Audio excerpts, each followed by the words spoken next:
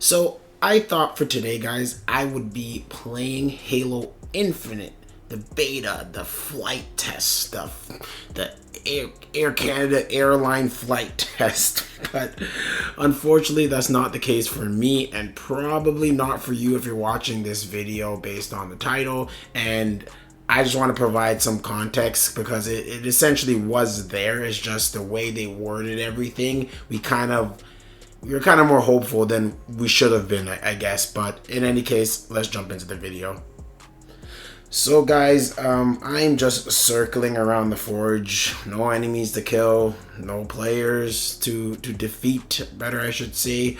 And this is because I was not given an email for the flight access.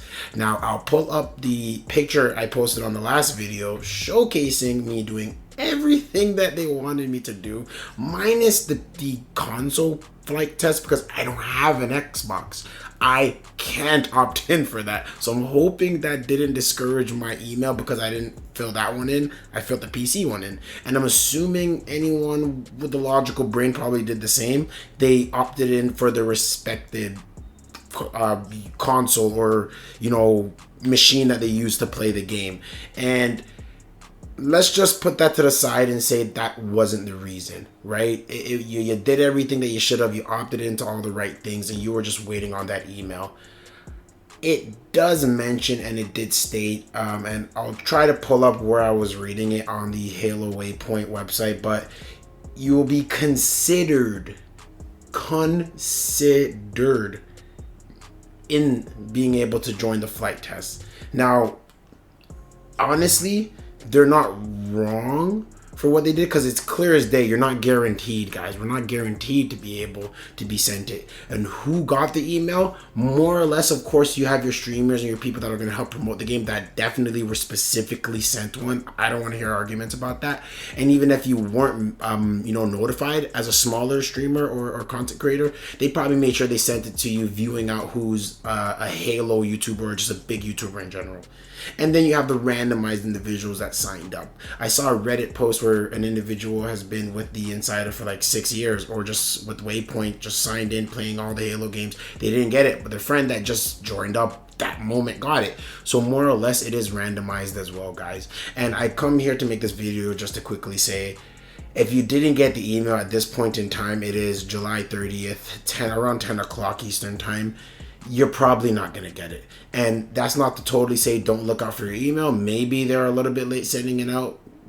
But why would you have a certain amount of people being able to play and then you send the tail end like maybe a day before for them to play, taking in they may have issues setting it up, getting everything started, right? It just more so makes more sense that they would have given it to everybody at a certain period of time, not by the day, which leads me to assume me and or anyone who has not received the email may not receive the email at all, right? And you just want to kind of accept it for what it is. It is a bit scummy in my opinion that they could have just phrased it as, hey, you might not get in, but if you don't, we're going to do a beta later on. Some form of reassurance for your fans and your people who want to try out the game. But they kind of just did the fine print. They did a fine print law type of movement, right? Where if you didn't read the fine print, if you're not reading carefully, you'll have it misinterpreted.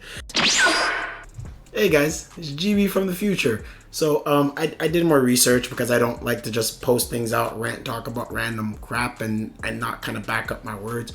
So I read a bit more into the dialogue. It's a lot of dialogue that Halo or 343 Industries posted on the Waypoint, and they did actually mention that you may as well not get through the with this first flight test, but they're essentially ultimately trying to see how many people, right? They're doing a benchmark. How many people can actually play the game before it crashes?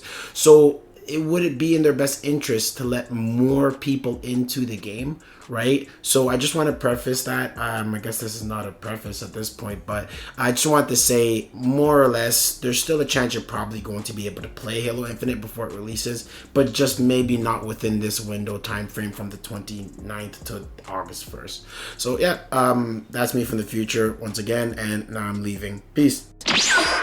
But it is what it is, guys. Subscribe to the channel if you want to see more content on here. I talk about random stuff, but I want to ultimately provide some form of keep wanting to say productivity with value to the channel. So I appreciate a sub, a comment, and let me know how you feel. Did you get the email? Did you not get the email? Are you playing? Are you watching your friend playing and you want to just break his controller? Just let me know.